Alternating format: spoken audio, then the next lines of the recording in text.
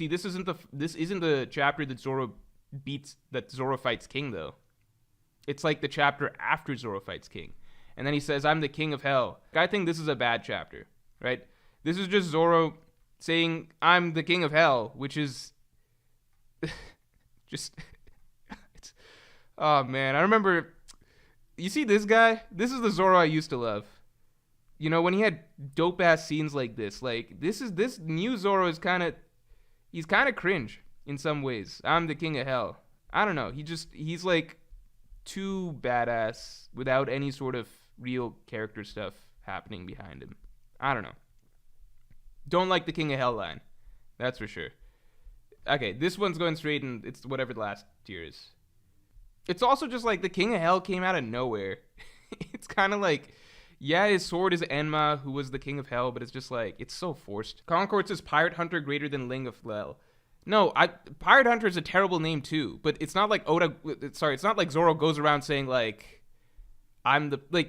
it's more so like King of Hell's a really cool name. King of Hell would be a great name. The thing that's cringe about it is that Zoro gave himself that name. I'm Peter, by the way. Dr. Strange. Oh, you're using your made up names. I'm Spider-Man then. You know?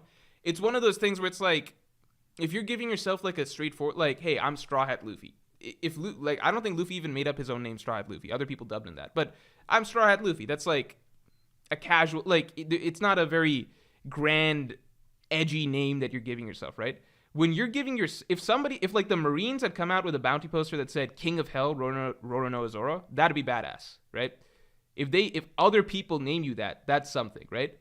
But if you go out and you're like, I guess I'm the king of I can't even say it with a straight face. Who says this? What character says this? I guess you could call me Tips Fedora, the king of hell. Bruh. This is basically what Zoro did. Okay? This is exactly what Zoro did. I'd rather die than let you go to the roof. This was the moment where they kind of just like stopped being any pretense of them being rivals to Luffy. I think this is a terrible moment for Kid. Not because Kid's getting character development and kind of changing, but because we kind of skip over the section where his character changes and we just skip to the end point where he's just like completely complacent in his place as basically being Luffy's bitch and just being number 2 to Luffy and doing whatever he can to help Luffy out because he knows he can't fight Kaido himself. I don't like this. I'm putting this chapter in the lowest tier. I mean, Oda's so good at making climaxes really, really emotionally satisfying, right? I think the worst thing that you can do in a dramatic moment is start including exposition. And that's what happens here. Like, he just includes Kaido's backstory here, which is purely exposition. It's just telling us basically what happened with Kaido. You can't build drama through, like, that's basically the flip side of what you would want to be doing right here in a climax, right? It's the exact opposite of what Oda's usually so good at doing, right? You don't want to learn about, like, Doflamingo's backstory as Luffy's defeating Doflamingo, especially if the backstory is Kaido's, which is kind of just a really straightforward backstory. It's literally just telling us, hey, I'm going to pause this moment of, like, extreme drama and everything like that to just tell you beat by beat, like, hey, by the way, this was Kaido's life. It kind of played out like this, blah, blah, blah, blah, blah. It's very, very jarring, and it just makes it impossible for me personally to feel any level of emotion as Kaido goes down. So, like, when I'm seeing Arlong go down, what I'm really enjoying is the reminders of, let's see. Like, Arlong goes down. I don't want to go through each one individually, but, like, just to give you an idea, right? Like, let's just start with Arlong, because I think for me that's, like, the first truly emotionally satisfying conclusion to a One Piece fight. So it lands in Nami's room. You've got all the characters waiting, right? What's going on in this room? You've got Arlong giving off, like, a really mean-spirited, nasty-ass rant, basically hammering in how evil he's been to Nami so long. Do you think you can use her more effectively than I can? Oh, the pacing and scene direction here is amazing. Luffy's picking up the quill. And then Luffy's emotion. It's very, very personal for him here. Very, very personal, right? The emotion is very, very much earned. And, it's built on the drama of what's actually happening to the characters, right? Everybody is like Nami's watching. The room is being broken down. Luffy's absolutely furious. The room's being broken down. Everybody's in shock. Nobody understands what's happening. Arlong's furious. The flashbacks that are happening here are flashbacks that are pertinent to the reactions of the characters that are within the context of the scene, right? Like what Arlong's been doing to Nami, right? As we're getting Nami's reactions at the same time, thank you, right? As Luffy's fighting for the sake of basically fixing everything that Arlong's been doing for her. That's very, very, like, imagine if instead we swapped all of this out. So all of this is gone. Imagine instead none of this, right? All of that's gone. Instead, we have, imagine first of all, Nami doesn't even know that Luffy's fighting for her. Imagine her and all the villagers are somewhere else. They're fucking they're like in their village still or something like that. They didn't show up to Arlong Park. They don't even know the fight's going on. So all of that's gone. And imagine that Oda just starts having like a random ass flashback explaining like how Arlong built his crew and stuff like that or something, and then Luffy just defeats him and like knocks him into the ground. I think that this is like infinitely better than, to me, I feel like it's just infinitely better that like it's pretty much the exact opposite of of 1049, right? Like everything 1048 and 1049 did is basically the exact opposite of what I feel makes for really satisfying conclusions in One Piece fights.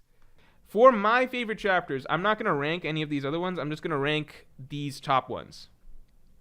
So, 1055 I really liked. I think it's close to the right order right now. I think I like 10... It depends. So, I think my initial reaction, like in terms of initial coolness value, 1044, easily best chapter of the year for me. Easily. This Seraphim chapter was huge. I like 1059 better than 1060 actually.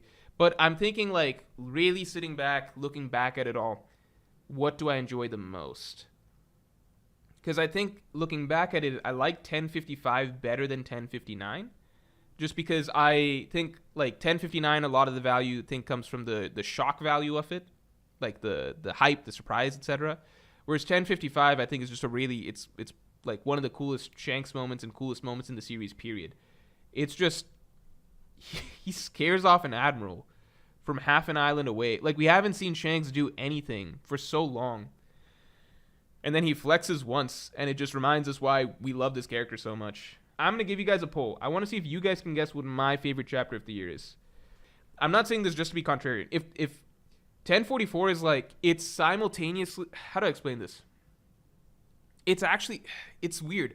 I feel like 1044 is one of my favorite moments in the series, but I just really enjoyed... It's so weird. I just enjoyed reading 1058 so much. I don't know how to explain it. It doesn't even make sense. There's no logical way to explain it. 1044 is one of my favorite moments in the series. 1058 is not one of my favorite moments in the series. But I enjoyed reading the chapter of just Mihawk. I don't know. I liked seeing Mihawk and Crocodile. You don't see these characters have extended interactions and really get to see like how they think, you know, them outside of like brief glimpses and stuff so long, them really like figuring out what they want to do. You see them in like such a new context and everything like that, and it sets such an exciting path for the future that they're teaming up. The plan was set by Crocodile. He recruited Mihawk because he respects him, because he thinks they're similar. They're going to go hunt the Marines now. That's how a Yonko crew formed. They're really shitting their pants because of the Marines. We get bounties. And obviously on top of that, we get Luffy's dream, which is a cool little scene on its own. Is that this chapter? Maybe I'm wrong. 1044 is a better chapter, I guess. Like, what can you say about 1044 that hasn't been said already, right? Like, it's Gear 5th Luffy. Gear 5th Luffy, and you know the coolest part about Gear 5th Luffy is, I thought it would be really hard to beat the reveal of Gear 2nd. I thought that for the longest time, Oda probably... Like, Gear 2nd would probably be the most exciting new ability of Luffy's to reveal, because Gear 3rd obviously did not live up to Gear 2nd for most people. And Gear 4th was really cool.